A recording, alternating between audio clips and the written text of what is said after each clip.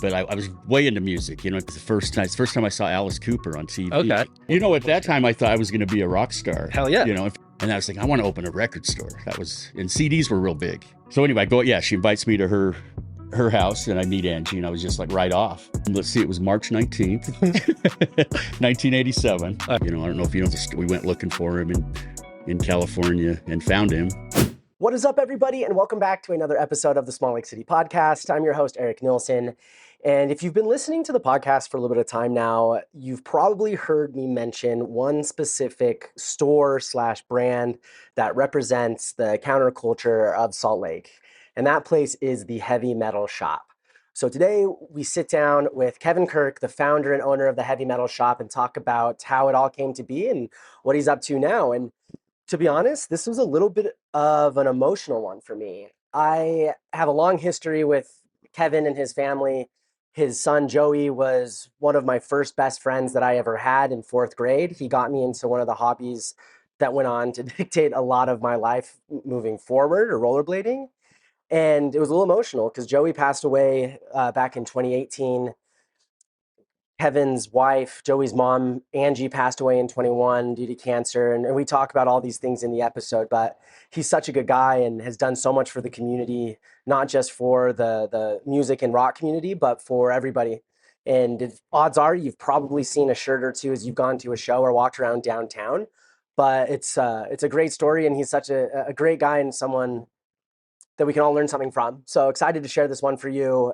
This one hits a little closer to home than most, but check it out. Cool. Because I'll be honest, I've recorded almost 50 episodes now. Yeah. And this is the one I've been the most excited for. Oh, thank you. And there's a lot of... I postponed it. No. You have a lot of important things to do, and I have a podcast. A lot going on with kids. Oh. And then, a whole different world that I would never be like, no, what the hell, Kevin? Why aren't you responding to that? Yes, you're spending your time where it should. But because when I first was thinking about the podcast, how I wanted to go about it, and the guests I wanted to have, your name was one of the first list, probably top 5 people that made it. Oh, thank you. Because I hope that you can understand the impact that you've had on Salt Lake City, not just the music and metal community, but honestly, you walk around downtown and anywhere, and if there's one thing you always see, it's a Heavy Metal Shop logo. I thought you were going to say a most tag. That too. But it's just become this brand of the counterculture of Salt Lake. And it's funny because I feel like most people I know, they have a Heavy Metal Shop shirt in their closet somewhere. Or I keep doing different colors. Exactly. Everybody has a different way to do it. So at least I hope that you understand the impact that you've had thank you. On the community in the area, and how many people know and care. Even Trent, one of my guys I work with at Live Nation. So Trent. Yes. So Trent, me and him got, because talking about partnership, let's go grab coffee. He lives out in Sandy, met him out there. And I didn't have a single picture of him. And so, he works with Live Nation. I'm like, well, this could go a lot of different ways as far as someone would look like. Yeah. And then yada, yada, yada. I get there first. I'm waiting by the door and I see this guy walk in. 2 sleeves, a trucker hat, very metal and hardcore vibe. And I look at him like, Trent? He's like, Eric? I'm like, perfect. And we sit down and yada, yada, yada. And then you came up, or Heavy Metal Shop. I can't remember how it came up. It might have been the Blink-182 show. And was talking to him. He's like, oh, I love Kevin. He's been supporting me and my band and my journey and has done so much. And so it's fun to see people have similar opinions about it. Yeah, I remember Trent when he was a teenager. Yeah. Just the changes. I remember he loved Kiss. Yeah. And Morrissey too, the Smiths. But I remember seeing him at a Metallica concert. We talked there, and then are we on now? Oh yeah. Yeah, we're good. And anyway, he was asking me where Metallica got their pants, because they're black pants. Yeah. He wanted to wear I just thought it was so funny. Oh. Kind of cute. Yeah, oh. But to be fair, I don't know where they get their pants. but sorry, bud. I don't know that much. But everybody wanted to be that, it's it's not a phase type, I want to dress like them, but I don't want to feel like I'm wanting to dress and like you're that. kind of finding yourself, And then Trent did, he's this hardcore... He's a hardcore metal dude, but he still loves his Morrissey and Kiss. That sticks with you your whole life. Totally. The stuff I listened to when I first started getting into me, like Alice Cooper. Yeah, we'll get into Alice Cooper and all of that, because even the music and we talked about that. Just to take a step back of how the impact. You've had an impact on Salt Lake, but you've also had a huge impact on my life, because for context, so fourth grade. I go into Miss Gray's class. Oh yeah. And sure enough, yeah. there's a kid there, Joey. I don't think I had class causing with him, trouble. and so was I. yeah. And so we like start talking, and then he comes up to me, and this was like beginning of September, so it had to have been like first couple of weeks of school, and was like, "Hey, do you want to go to the skate park with me? I'm gonna go rollerblade." I'm like, "Yeah," because I already had a pair of rollerblades because my sister had got me into it from like, I mean, X Games, everything that was going on in the '90s then. And so we go to Real Ride Skate Park, and it was off to the races. It was always my mom picks up, your mom drops off. I remember we're going that. here, Yeah. and like, Yeah. but then also I'd been spend a lot of time at your house, and kind of like we talked about when I showed up is coming from a household where, I mean, very LDS focused, very conservative. And then walking into your house, where you're like, here's the Alice Cooper Memorial. Here's all of the records on the wall. I have tattoos all over, and being like kind of shocked at first, but then I like got to know you, Angie. Everyone's like, hold on, like these are this like salt of the earth people, but it's like with this like juxtaposition of like everything that I had experienced. And like I didn't know then, but that was really like the first time like my experience of reality was like tested. And I mean, as we talked about, we'll talk about more, like Angie was like a second mother to me during that time and did so much. And then Joey was like the first friend that I really had. And we listened to, it was like when we were first getting into music. And so there was that whole experience. I love that about Joey, that he loved music so much, because that was something we connected on, went to so many shows together. And there was stuff he liked that I was like Bright Eyes. That was something I wasn't aware of. Then we went to the show and I loved it. Yeah. So stuff like that. Yeah. And I mean, you set that tone for him in life, because I remember when we were in school, like in fourth grade, and he'd be like, oh yeah, I just went to AFI. Yeah, AFI. Davey Havoc. Yeah. It's funny because I knew Davey. So way. we actually Joey got to meet him. No way. And he'd come in the shop when one of their first tours, and I think they were warming up for Swingin' Utters in the basement of E48. That's how small they were. Yeah. But I remember him coming in and saying, I'm in the opening band, and I actually had their record. And, he was so nice. So, I'd see him at show, he'd mention me at shows too, like, go to the heavy metal shop or whatever. Right? Everybody knew to stop by. So, so Joey got to meet him, and it was very, very cool. Yeah. AFI and Blink-182 will always remind me of Joey. And like we said, I mean, Blink-182 was here last month, and I went to that. And like the thing, because it's expensive ticket, but the thing that pushed me over the edge is like, this is like honor to Joey, honor to him in my life, influencing my music, and especially in that time where the music you first started listening to sticks with you forever. Oh, it does, yeah. And so there was that, but then also I went to the show at USANA where AFI opened up for 30 Seconds to Mars, and I didn't even know when I got tickets that they were opening up for them, and I was like, oh my god, like the stars are aligning, and it's kind of been this year of bucket list shows. But maybe before we kind of go into more of kind of the life that you've had and the people that have come across, really want to start, I mean, from the beginning and how, I mean, your story started, and I'm not even sure with a lot of it, but like, how did you end up in Salt Lake? Were you born here? How did I was born here at the LDS hospital. Okay. Funny. My parents lived in Sandy. Okay. I have a brother and two sisters, and lived there until in the middle of fourth grade. We moved to Idaho for my dad's job. Sorry, just making sure those are going. Are we going? Yeah. And this is kind of boring stuff. No. So anyway, it was 1971. I was in fourth grade, and we moved to Twin Falls, Idaho for my dad's job. What was he doing? He was a supervisor for Smith's. Okay. It was back when it was Smith's, before Kroger bought it. My dad knew D. Smith. He started cutting meat in 1957. He was 17. So my dad's like, one of the oldest. Yeah. Came up through the ranks. Yeah. So anyway, he went up there to be a supervisor. He would go to all the different towns in Idaho as a boss. He used to take me too. When I was like 12, 13 years old, I would go. He would take me, and he would pay me cash. We'd stay at a hotel. It was so fun. Yeah. And then he'd teach me I learned how to do all that stuff when I was a kid. Yeah. Which I don't think you could do that now. Yeah. Little different times. Yeah. So I learned how to do all that. So I learned how to cut meat. But I was way into music. In fact, how that happened is, let's see, I'm trying to think. It's the first time I saw Alice Cooper on TV. Okay.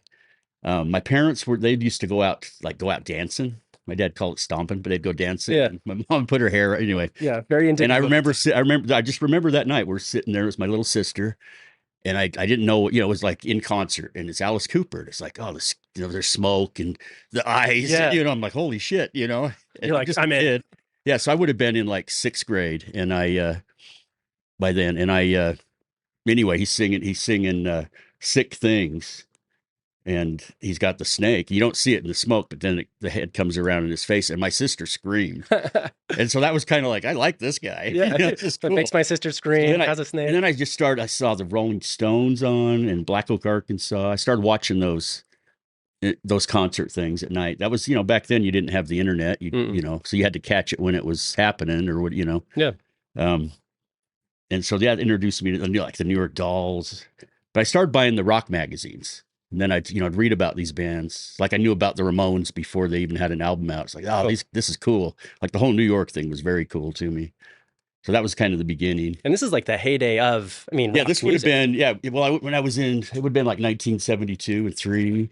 Yeah. Sex, drugs, rock and roll. Yeah, 73 when I was in 6th grade. In fact, it's kind of funny, but my 6th grade teacher let us kids bring records to the class, and she'd put the lyrics up on the projector, and she'd play the record. She'd look at the covers. And so, kids are bringing the Carpenters and, Seals. I love where this is going. Seals and Crofts, so I bring Alice Cooper, and Deep Purple and Black Oak, Arkansas. Anyway, I brought those records, and she really scrutinized mine, it was like, and she never put my lyrics up on the screen either, but she'd turn it down, really scrutinize it. And then that same teacher, she had us kids present a commercial, like a TV commercial, like you acted out for, it was for the class. So one kid came in on his little Stingray bike. He did the Chester Cheeto thing, which was an old commercial with this for Cheetos. Yeah. So he did that. That's the only other one I remember besides mine.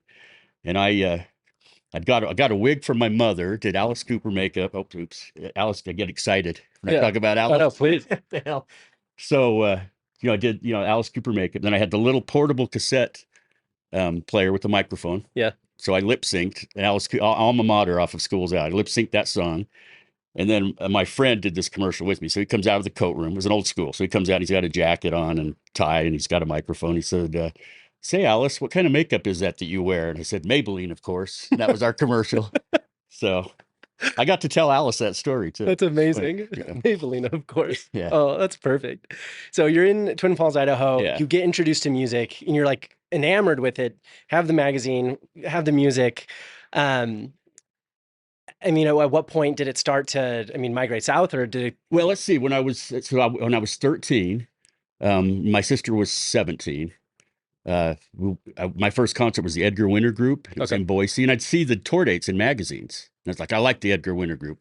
Like, I'm going. But my parents actually drove us up there, and they went out to dinner, a movie or whatever, and dropped it. It was pretty cool. My parents were pretty cool about it. I was gonna say, looking back, and I was just such a shit, Weren't we all? Yeah. So they drove us up there for that. That was my first concert. And it was, Edgar Winter Group. Rick Derringer played guitar with him, which I saw him years later in Salt Lake. Well, not that many years later. It would have been like 76 when we moved to Salt Lake. Okay. We moved back. I'm jumping around. Got it. No, you're fine. But and then let's see. Then Johnny Winter was the next. Something about the Winter Brothers. Yeah. Yeah. So that was the next one. And Ted Nugent was warming up for him. And he was just new. He was like new. It was before you knew he was a jackass. It was like he just sing about sex and poontang or whatever. So it was like, oh, this guy's cool. So he warmed up for Johnny Winter. And then the next one was Black Oak, Arkansas, which was a really big deal to me to see Jim Dandy.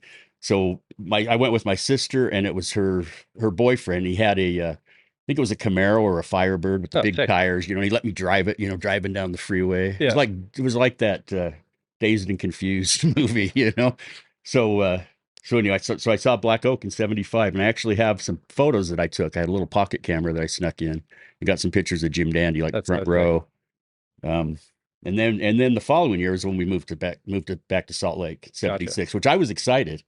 My siblings weren't. They had, they didn't want to leave Twin. I was like, I want to see the big shows. Yeah, like everybody comes through Salt Lake more than Boise. We moved here, and first one I saw was Jethro Tull. That was in 76. I was 14. My parents let me go. And in fact, they'd let me sleep out for concerts when I was 14, 15. Amazing. It was a big party. Yeah. You line up, you could actually get front row. You slept out, you could get front row tickets. And I got front row for, it was Ronnie Wood and Keith Richards. It was called the New Barbarians. So it was half the Faces, half the Stones. Yeah. Cool fucking thing. So I got front row. I was going to say. Front row for that. And, they didn't charge fees then either. Those tickets were like $750. And that was a high-end ticket. Yeah. Like Aerosmith was $450. Things have changed a lot. Yeah, exactly. Well, yeah, because I was a kid. I made money. I like cleaned up the meat shop. I had a paper route when I was in Idaho, so I always had money. But I could afford to buy. I'd buy the 10 tickets. So I had 10 front row tickets to see that. Most of my friends would trade me. They'd give me a Playboy or an old record or something. Yeah. And it wasn't a big deal because it wasn't that much money. Yeah. Really. And you get to go to your favorite concert with your friends and have a great time. So yeah, I had so many fun times. Salt Palace and the Terrace. This would have been, I saw Dio at the Terrace with Rainbow in 77 when I was 15. Wow. So many. I could go on and on about. I was going to say, shows. I can't, I would love to be able to like see a pile of all the ticket stubs. A lot of them I've saved, and I didn't do it intentionally, so some of them I don't have, but I do have that Aerosmith one from 76. That's wild. And I would save the like the review in the paper. I'd cut that out. I saved that. I have the T-shirt that I got, which is like Wayne's World, like little T-shirt and a concert program. I have that from that's from 76, and the ZZ Top is too. Damn. So much collected. Like, I'm so glad that you did that, because so many people would get to where you are now and be like, ooh, kind of wish I would have kept on to that. Yeah, about the only thing I got rid of in my music stuff was my 8-tracks. I had hundreds of those. Oh, I remember you guys, you got introduced me to 8-track. Because again, like going to the house, what is it, 6th, 7th Ave? 6th Ave. 6th Ave. Yeah. You walk into like the back room and you had what are those discs called? The laser discs. The laser discs. You guys had so many of those. And I remember walking, and this is so appropriate, but I remember going down there the first time, and then Joey walks up, grabs one. He's like, "Ever seen Pet Sematary?" Oh yeah. And I was like, I don't even know what Stephen King is or Pet Sematary. And he's like, yeah, because you had all of those there. You had the 8-tracks in the corner, the pinball machine, Guns N' Roses pinball machine. I wish I still had that. That thing was sick. So you come to Salt Lake and you get to more access to shows. Your parents are like, "Yeah, Kevin, we'll drop you off." That's my thing. Yeah. So my parents my dad would drive us, and way before I had a license, and then letting me sleep out too. Yeah. It was so cool. That's awesome. And so, I mean, at this point, so you move when you're 13, 14, going to all these shows. I mean, at this point, did you think about creating your own shop or own store? Or at that time, I thought I was going to be a rock star. Hell yeah. In fact, I was so I was working at Smith's. I was 14. And I was bagging groceries and cleaning up the meat shop. So it was kind of like having 2 jobs. You'd do the meat shop late at night after, so I was making money. And anyway, I bought a Les Paul. I don't know if you remember that Les Paul guitar I had. It was a 1972 Les Paul. I bought it for $400. Damn. Which is insane. Yeah. And actually I sold it to a friend, and he sold it to a guy. This is just a few years ago, but a guy in Zeke, he has it now. So it's towards the world, It's a lot more, I never got that good at it. Yeah. But I bought the guitar, bought me a big amp. I bought it was a Ampeg V4. It's like a Marshall's half stack. Oh, wow. It was an Ampeg, and it was loud as fuck. Yeah. I mean, it was like, so cool. People would come up, like, let's just play that guitar because it was so loud, even though we didn't know how to play very well. Learned a couple of chords, and then we put it out in the garage because it was like too damn loud. Okay, Mom's like, listen. And then I had a friend that had a drum set. He was a year younger than me, so he was. In fact, he ended up playing in bands in Salt Lake. Brian Sorensen is a drummer, but he was just a kid. He'd haul his drum set up to my garage, and we would just me and him would play and just sound like shit. Yeah, but have so much fun doing it. But yeah, I wanted to. I don't know. That's what I thought. I'm going to be a rock star. Mm-hmm. That's what I'm going to do. That's what I want to do. And then I ended up working. I worked at Smith's warehouse, and I 'cause I had long hair. Yeah. And my dad's like, why don't you cut your hair? I'll get you, in the meat shop. And so I did that for a while. Learned how to, I already knew most of it. Yeah. He taught me. And then I became the meat department manager. And I was thinking, I want to open a record store. And CDs were real big. How old were you at this time? Well, this would have been, I was 24. Okay. So it would have been 86. And so I was thinking, I'm going to open a CD store, really, because the CDs were so new. Yeah. And so that's what I decided to do. I'm going to open a record store. I'm going to quit. I was a meat manager at that point. Yeah. But I got bonus money. So every quarter I got like $3 or $4 grand. I saved that money till I had enough money to do it. And I didn't want to partner, but there was a guy that I worked with says, yeah, we could go do this now. I'll go into partnership with you. Yeah. Which originally I was just going to be me. So it would have taken me a little longer. So I did it. Which it ended up working out, but once we did it, it was like, didn't get along. He didn't know music. So, and he signed a contract with the radio station. It's like, dude, we got to make some money before we do this. Yeah. And just made business decisions that I didn't agree with. So I got out of that in so anyway, we opened the store in 86, CD shop. So in 6 months, I tripled my invest. I wanted out. So, and we had Angie was a court reporter at that time. Okay. She started court reporting she graduated in the first part of 86. So she was already doing that. And so I'm jumping around. I can't remember what No, I'm you're talking good. about.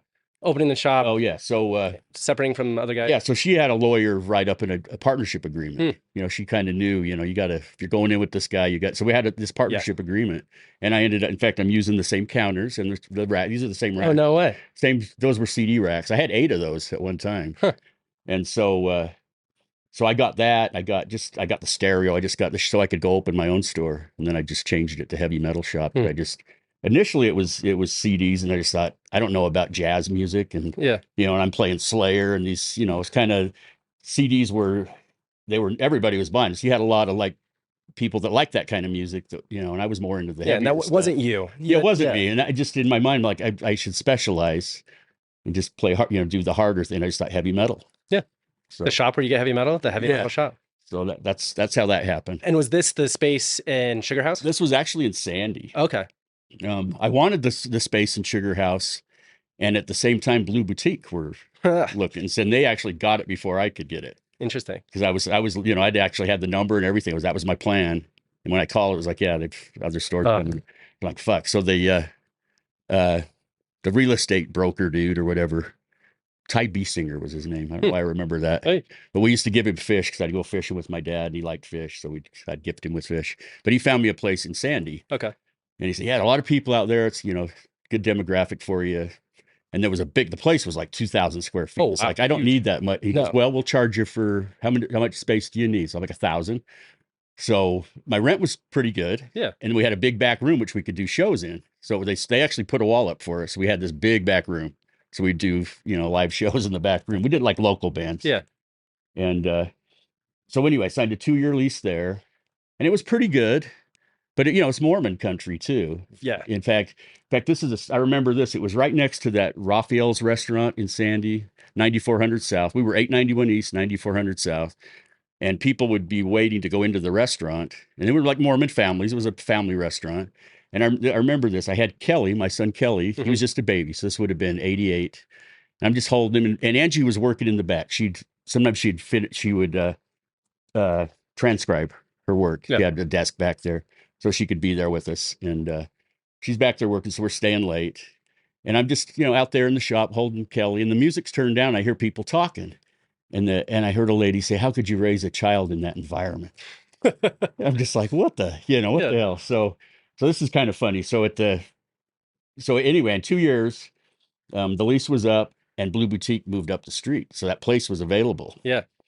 And the guy let me know, and I'm like, oh, well, I want it. Yeah. It was perfect timing. So that shop in Sandy, it had that gray AstroTurf kind of carpet, which I had over at this other shop too. Okay. So it showed stains. I mean, and Kelly would wheel around in his little walker thing, and I'd get him big drinks, he'd spill them. Yeah. So when we moved everything out, there was these stains all over the carpet. And so I went and got some chalk, and I did a chalk outline of Kelly, did one of Angie, and then Angie did one of me. So so we leave there, and it's empty except for those chalk outlines. Which, back then we didn't have cell phones. Yeah. And I wish I had a photo of that. It was so funny because we're all just in tears laughing when we're leaving, because those people are going to go there. Oh my God, a family of 3 died. Yeah. So anyway, that's how we got it so cheap. Yeah. So anyway, then we moved to Sugar House. That was in 89. And so how did you and Angie meet? Oh yeah, that's a good story actually. We're both the same age. She went, let's see, which high school was it? Hillcrest, I think. Yeah, Hillcrest. Okay. I went to East High, and her father was a supervisor with Smith's. He was like this deli supervisor. My dad was a meat supervisor. So they were friends. And with their mother too, with Angie's mother. She's a real sweet lady. So my mom and dad were friends with her parents before I'd even met her. I'd never met her. I had a girlfriend in high school, but I'd hear about Angie. We would do these ski trips, and like Sun Valley, like they had like a timeshare thing. I'd go skiing for a day or two. Cool. And I'd go up there, and Angie's mother didn't ski, but she was so sweet. She liked to be there with everybody. So she'd ride the gondola with us. That's how my grandma was, yeah. But she'd show me pictures. She showed me pictures of Angie. Oh, it's my, my daughter. I was like, oh, she's pretty. And I was kind of intrigued by Angie, but I had this girlfriend. Yeah. It was an awful girlfriend, though. We fought all day. It was awful. So, so anyway, her mother really liked me, and her, our parents were all friends. And then in '82, me and my girlfriend had broken up, kind of back and forth. It was just back and forth. Yeah, typical. And Angie's parents divorced, and her mother invited me out to dinner out at their house. They lived out in Sandy. Yeah. And I'm like, yeah. And I wasn't really looking for anything either. I was just like, I had this awful relationship. I was kind of wild there that year before I met Angie. Yeah. I was, I dated some older ladies and women, and kind of got just partying, just being fun. Anyway, I dated. In fact, this girl let's see. Anyway, I don't need to go into all that, but so anyway, she invites me to her house, and I meet Angie, and I was just like right off, and their little chihuahua had pooped under the table. It was just funny, family stuff. We laughed about it for years, but so that wasn't really our first date, because after that there was a Smith's dinner. And I asked her if she wanted to go. That's why I actually have a photo of our first date, because it was a Smith's dinner. Oh, that's awesome. Somebody took pictures of everybody. Yeah. So I have that photo. And so when I asked her to go to this dinner with me, and she did. And at that time I'd lived on the avenues. I lived in it was a duplex. And anyway, we went back there, and she actually kissed me goodbye. And she goes, well, I better go home. She gave me a kiss. I was like, oh man.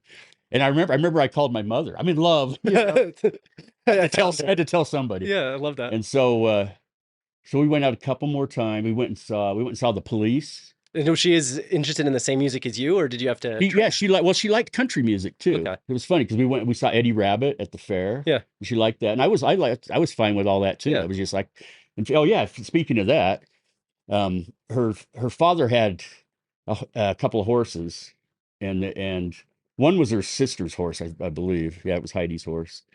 And her mother invited me out again. This is before she'd moved in with me. So she invited me out again, and we went out to where the horses were. And Angie, so me and her mother are waiting there, and Angie comes riding up on this horse, and just this vision of Angie riding up on this. I was like, oh my God. If you weren't in love then yeah, that was it. Oh shit, I could keep hitting. You're fine. Sorry. Do it. It's durable. I'm like, what is it? Talladega Nights. I don't have to do it with my hands. I'll just fold them. In fact, there's a song the Bottle Rockets did years later, called Pretty Little Angie. And he sings about pretty little Angie riding up on a horse in her shorts, and it's kind of a dirty song, like this young woman or girl riding up on the horse. But it was after that, it was like, this song's this for you, Angie. I love that. That was, anyway. So that's how I met her. Okay. And then, soon after she moved in with me, probably within 6 months. And then we got married the following year, 83. So we were together 40 years. Crazy. Yeah. Yeah, it's crazy. And then, obviously, 2 kids. Kelly came in 80. Yeah, and we weren't really planning on kids. Okay. I was going to get fixed. It was like, we kind of had this vision of, we're not going to have kids and do our stuff. Have the store. He's a court reporter, and I have the store. And I don't know what made us decide to, because we planned Kelly, then we did. And it was like, well, let's do it. And Joey was our little surprise. Mm-hmm. Joey was the perfect baby, though. That's Angie always said that. He was just the perfect. He was such a happy little kid, and just the perfect kid. Yeah. Yeah. Perfect baby. Which we'll get into more of that. Yeah. But I want to hear some more of these stories about, the shows you went to, the people that have come through the heavy metal shop. And also just, because obviously, let's go to Alice Cooper for a second. Okay. So, Alice was the one who stirred this awakening of music in you. Watching it on show, on the TV at night, you're like, oh my God, this is what I want to. Yeah, he definitely, and it was the band too, that Alice Cooper band. I don't know if you've seen pictures of that old band, but they were like the coolest rock stars. I got, they had the long hair, lots of jewelry. That really, and it stuck. Oh yeah. I don't wear as much as I did, but those guys they were so cool. And just everything about them. They were kind of, and they were around the same time as Black Sabbath, which I loved Black Sabbath too, but there was something about that Alice Cooper band that just really got me. and they influenced a lot. You know, they influenced a lot of metal bands and punk bands. Oh, I mean, iconic. Yeah, and in fact, when Johnny Rotten auditioned for the Sex Pistols, he said that was the only good song. I'm 18 was the only good song on the jukebox. So that was the song he sang. And Pass the vibe check. yeah. So I mean, obviously, like you're a fan of his. You start this store. I mean, at what point did your guys' paths cross? Did you meet him? And did this relationship start? Let's see, it was March 19th, 1987. I love that. And it was his comeback. It was like in the 80s, he did some weird albums. He was like doing cocaine and he fucked up, you know.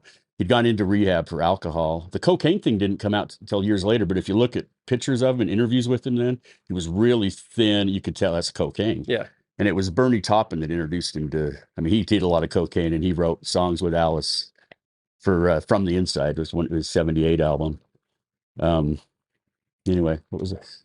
March 19th. Oh yeah. Oh yeah. So he's coming to town and I'd opened my store. So I had connection to, like a record label. I think it was through I think MCA Records at the time. So I had a little connection there and they gave me tickets and passes.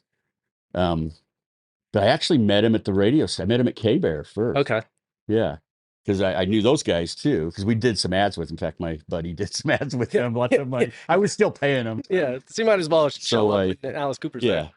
So anyway, I got to go down. I went down to K-Bear, which I remember that day. It was just, I was so nervous. I'm going to meet Alice Cooper. Yeah. And he comes walking in. And he was just so nice. He was just like unreal to me. He had these his hands were little too. He was like I pictured him just gigantic. He's this smaller stature, he was just so awesome.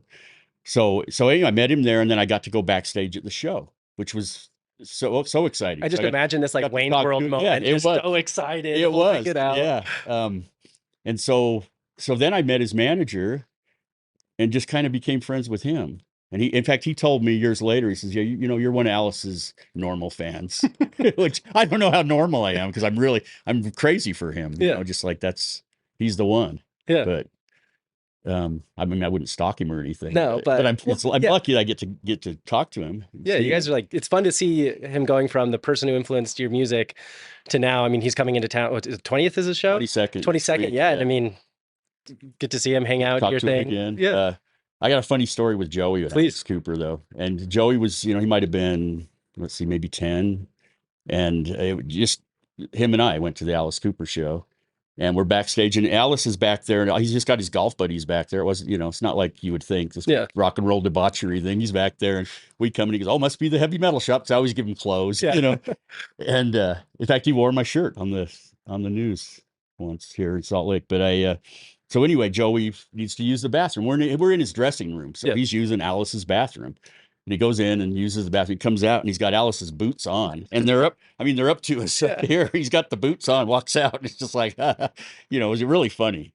And then Alice signed a poster for Joey, and he wrote, "Joey, clean your room," which I still have that poster. That's amazing. So. Yeah, it's so fun that relationship started, and I'm sure you're as excited as anybody to see him. Oh yeah, it's like Christmas for me.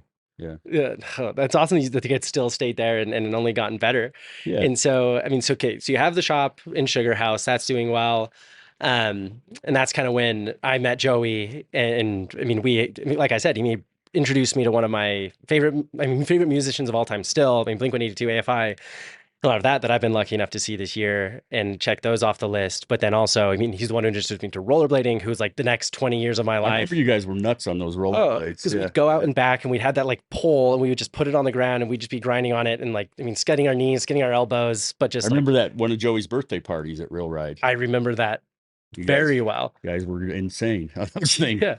But it's funny because like a lot of those people there ended up like being in my life like on and off for like 20 years. Like it's such an interesting community here and don't want to necessarily go down that rabbit hole too much, but it was such a important time of my life. Like, I mean, I got introduced to so many things early on in life, like not Joey kind of grew up a little fast. Looking back on it, like he drew that G.G. Allen thing when he was 10, that I've got it up on the wall there. He did it like on a computer thing. So it would have been like one of those old, what do you call that? Like paint. So he knew a little too much but he ended up pretty well rounded, I guess. Oh yeah, he had a very unique childhood. Yeah, a lot of just his sense of humor. It was so funny. yeah, he was a goofball through and Yeah, through. he was. Like I always remember, I mean, having sleepovers at your guys' place, and I remember I never slept well as a kid, and I would just be like, and undiagnosed ADHD too, so I would just sit there and just stare at the walls because there's so much to look at. Yeah, and I'd see all it's kind of like this. Oh, same. I mean, Yeah. I still find myself looking around and Yeah. getting distracted, but yeah, so many times there. I mean, Angie was the salt of the earth in so many ways, She was. and like I remember one story because I mean, you guys love Halloween, Oh yeah. and I mean, at that house you had the Halloween was bigger than Christmas. Oh. Angie would go all out. We had a Halloween party every year. Yeah. And it was wild because, like, I remember walking up to your house one day because, again, like me and Joey would walk down to your guys' house. He'd go in and say, "Hey, Mom, can Eric come over and play?" She's And like, you're right "Sure." there. And I'm like, "Oh, hey, what do you know?" I happened to be walking by. And like there was one year that Halloween, and we go back to your house, and she has like Halloween presents ready. And like again, in my family, we don't do Halloween presents. And like she gave like Joey, I think there was a couple other things, but there was this big skull candle. And I was just like, that's kind of sick. And then she kind of was like, oh, Eric, like, oh, like, yeah, your family probably doesn't practice Halloween, but yeah, like, here's a candle too. And I remember for the next like week, I would put the candle on the counter, light it, and I would just stare at it. And it was like the funniest, but it was just so nice of her to be like, again, like she doesn't have to do anything to me. And like, she was always driving us back and forth, always so nice, always, yeah, just. Nobody like Angie. She was the sweetest. Yeah, I mean, through and through, salt of the earth. And so like, and I move, I mean, away into another neighborhood after my parents split up and kind of lose, I mean, touch with him because it's, I mean, 2001, no one, Yeah. I mean, you could have moved 3 miles away and you might as well move to China at that point. But I know, I mean, a lot of your kids were dealt very hard cards, and there was a lot of, I mean, with Joey, there was, I mean, graffiti at the beginning, and then. Yeah, he got in trouble when he was pretty young. So yeah. And I know that's once he got in the system, it was really hard. Yeah, once you get in, it's a lot of it was unfair. Yeah, he got away with a lot too. I mean, Joey, he was smart. He was pretty smart. So, and smarter than like most cops. He wasn't. I should say that on this. Most cops. Yeah, most cops. There's a couple of good ones in there. But and I know they've that retired, and that was hard too because like I would always have these little like touch bases with people. So like. I mean, kind of like I was telling you when I was setting up is in college, I was like one of the first Lyft drivers because like someone's like, hey, do you know what's better than working in a restaurant? Just driving around whenever the hell you want to. And it was fun. But there's one time elementary school friend named Andrew Hartnett he got in my car and he's like, you look really familiar. Did you go to Ensign? I was like, yeah. Did you? He's like, yeah, it's Eric Nilsson, right? I'm like, yeah, I'm like Andrew Hartnett. He's like, cool. He's like, oh my gosh, like, do you have like just kind of like catching up? And he's like, oh, do you still keep in touch with like Joey? I was like, no, like, kind of just like fell off, but like, oh my God, that's right. Like, I haven't thought about him in a while. And he's like, well, like, I mean, has been in some trouble. I think he's doing a little better now, but life's been hard for him. And that's when I like pulled over for like 20 or 30 minutes and just opened up Facebook, pulled up your Facebook, Angie's Facebook, and just, I mean, saw a lot of the issues that he was going through and the demons that he was facing. But then also, I mean, it was good to catch up and see, how you guys have been doing, the shop has been doing, and it was fun to have that moment. And then I know, I mean, then the next like true touch base was, I mean, like I said, when I was working in Seattle and in investment banking, where I was spending 100 hours a week at the office and was there, I think it was like a Thursday afternoon, and I get a call from a friend, Tony Farley, who, I mean, is a friend of mine. I mean, we're not the best of friends, but always excited to see him and catch up, and would never expect a call from him out of the blue. And then he's like, hey, like, do you have a second? I'm like, yeah, like what's up? And he's like, well, just wanted to be the one to tell you that, I mean, Joey passed away. I want to be the one to tell you. I know that was like an important person in your life. And then it was like, and that like, just like this sack of bricks to the face that I wasn't anticipating on a Thursday afternoon. And it was just very eye opening to have that and see that and like just reminisce on, I mean, him and you and Angie and like all of those relationships in my life. Yeah. Yeah. We were fortunate to have that last year with Joey. I don't know if you know we went looking for him in California and found him. And in fact, it was 2016. He was hopping trains with a friend, and they got separated. And so, he would always keep in touch with Angie. Joey would. Okay. He'd always call, so she knew he was okay. And she was getting worried. She hadn't heard from him. It's been a couple of weeks. And he called and said they separated in Oregon, and he didn't know where Joey was. See if we'd heard from him. And then Angie, she had these feelings if something was going on. Yeah. She had a feeling something had happened to him. She thought she thought something had happened to him at that point, and this was a year before we actually did lose him. So we went. It's like I was working at the meat shop up there and had the shop too. I went back cutting meat part time. That was for Joey too, because I had to pay for.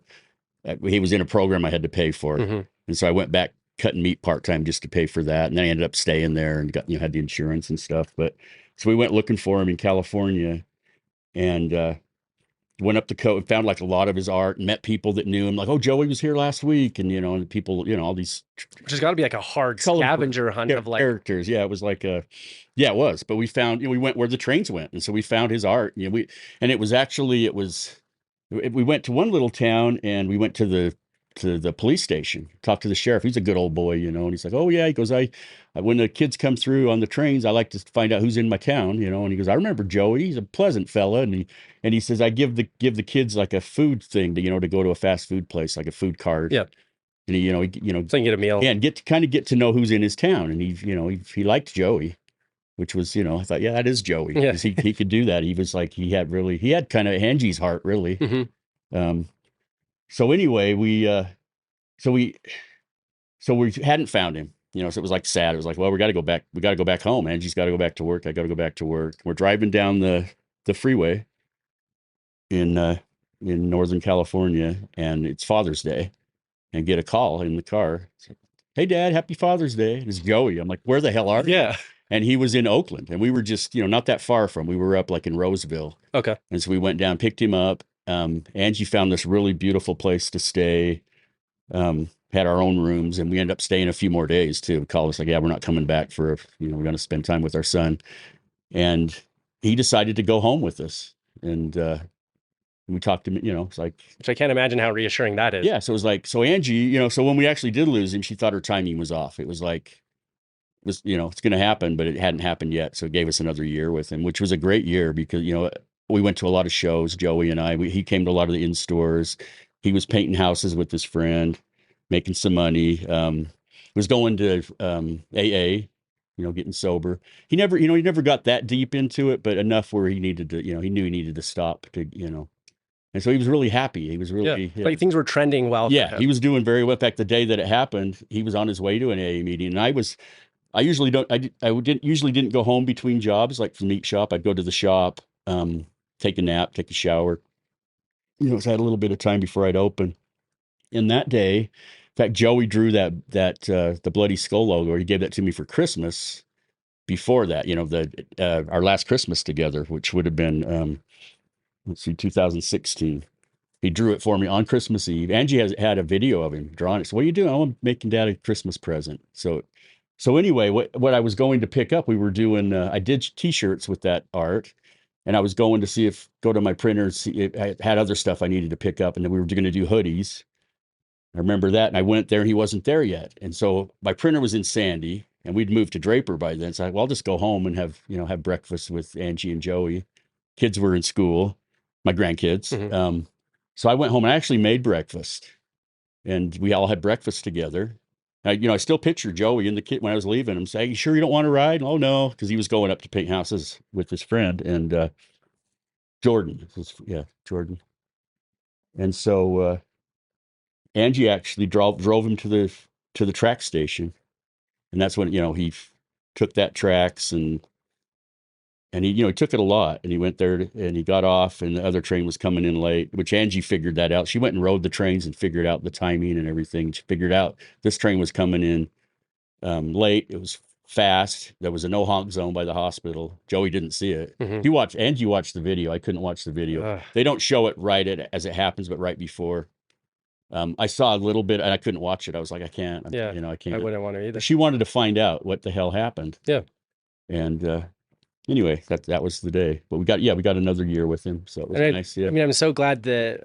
Hey, thank you so much for sharing that story. That's. Oh yeah. I mean, it's. I mean, even I've like been making me feel a little emotional about it because he was at the end of the day he had such a great heart. He had Angie's heart. Oh, definitely. And it's like kind of like sad, but just kind of terms with it. But like the two earliest best friends in my life have both passed away. So there's a kid named Lucas Allen who grew up 2 streets down from me. He was like my neighborhood friend before kindergarten even started. And then he moved away to a different neighborhood. And then in college, I was dating this girl who lived on the same street as his mom's house. And I was dropping her off, and it was like, oh, my friend Lucas used to live there. She's like, oh, I know his little sister. I'm flaking on her name right now. And then I was like, oh, like, let's, again, like, reminder, let's pull up Facebook, see how it goes. And like, I go to his Facebook page, and it was just like this, hey, miss you.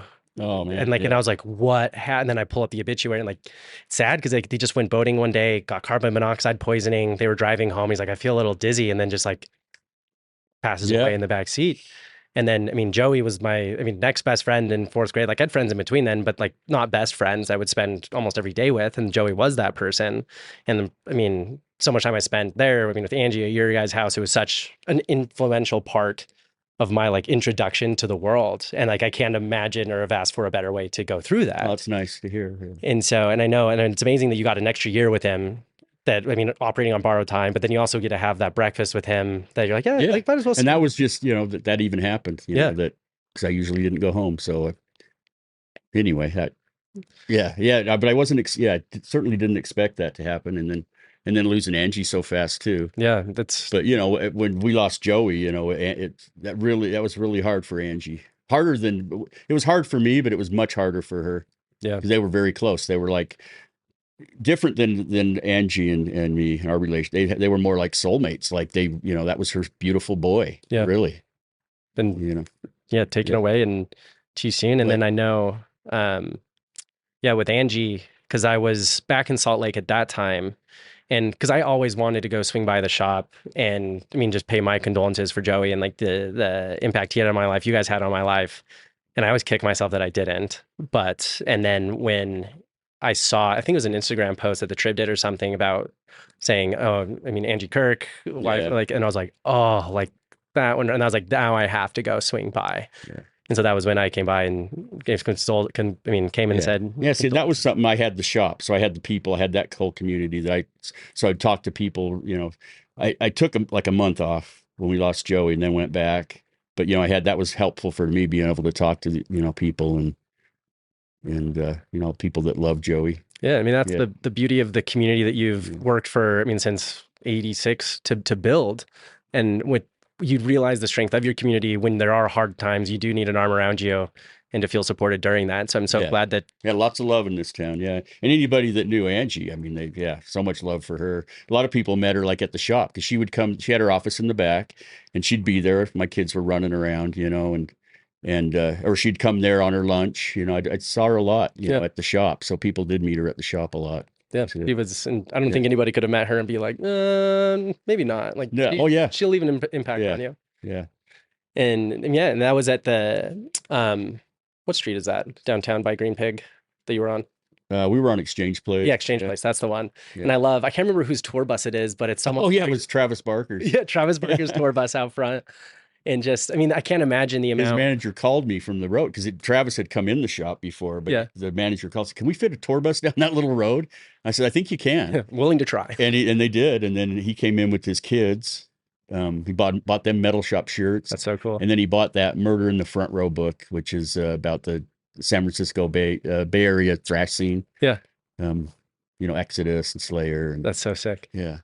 Yeah. That's just one of many. This has always been kind of like, if you're going to Salt Lake and you're a rock band, like, we got to go pay respects to heavy metal. I guess if you stick around long enough, because it's, I guess that happened early on too, but more so, over the years. And I've got to know a lot of the like road crew guys and just people in the business. Totally. And a lot of the musicians that come in, and it's been wonderful. Let's do like a couple more minutes. I just want to ask 3 questions actually. Okay. So first is, now you're, in this new location on 9th South in Maven District. What do you look forward for the future outside of? Well, I love it here. In fact, when I first moved in, it was right off, and I'd only signed a year lease. I told myself I want to sign, 5-year lease because this is the place. Yeah, kind of like when the Mormons got here. Same way. This is the place. This is the place. And I love all it's the Maven District, so it's all these women that own these businesses. I'm the only guy in here. Yeah. There's guys that work in some of these shops, but as far as shop owners, and I had to meet with them before.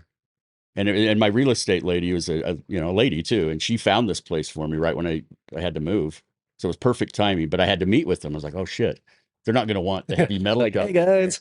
So the morning I met with them, it's across the street, and I'm walking down the sidewalk, and this lady's walking. I said, oh, good morning, just being nice, saying hello, we go inside and she's like the main lady. She goes, "Oh, I had a good feeling about you." Because once we started talking, like, "Oh, good. I'm glad I wasn't a dick." Yeah. And so right off, so there was like 5 or 6 ladies, and we talked about what I was doing. They knew about the shop. You're like, "Oh yeah, we know." I guess seeing shirts. Yeah, you'd have to be blind to not. They didn't know me personally, but then then they met me and moved in. It's just been great neighbors. Become friends with. They all have big dogs. I got my little Chihuahua dog, and it's just a great neighborhood. Yeah, no, I'm excited for the neighborhood's great and blowing up. And we got wiener dog races in September, which we did that for the block party last year. Oh hell yeah! Which was huge, and then I find out the owners, they have wiener dogs, and they brought their dogs down for the races. Yeah. So it was a very serendipitous, the whole totally. It's all these signs that come together. It's where but we think Angie is behind the good things, I don't doubt it for a second. Yeah. Her and Joey. Yeah. They're nudging you along in the right direction. And I can, almost hear her laughing a lot of the times, just like, Jesus Christ. Yeah, still there.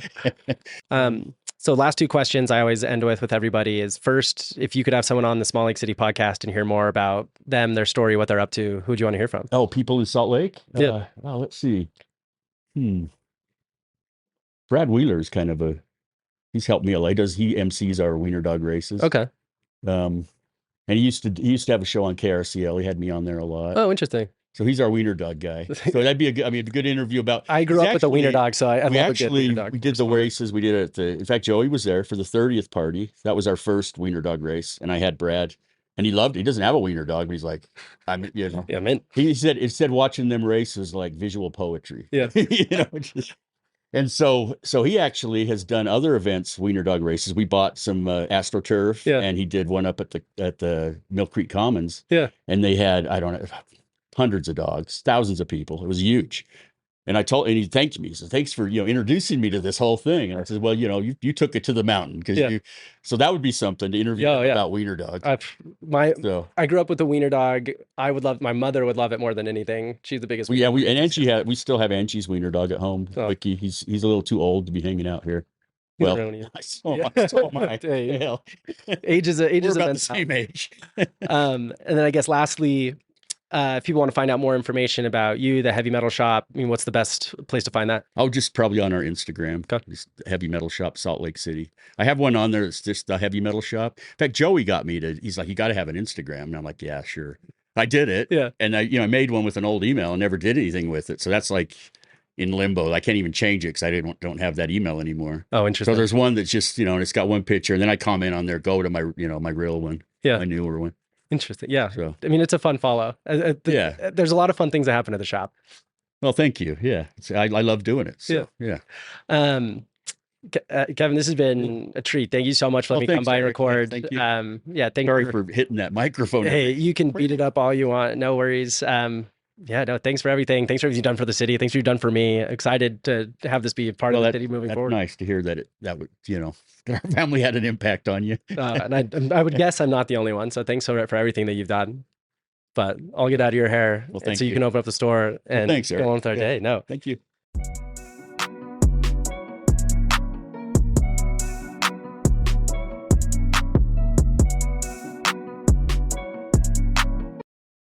Thank you so much for listening to this week's episode of Small Lake City Podcast.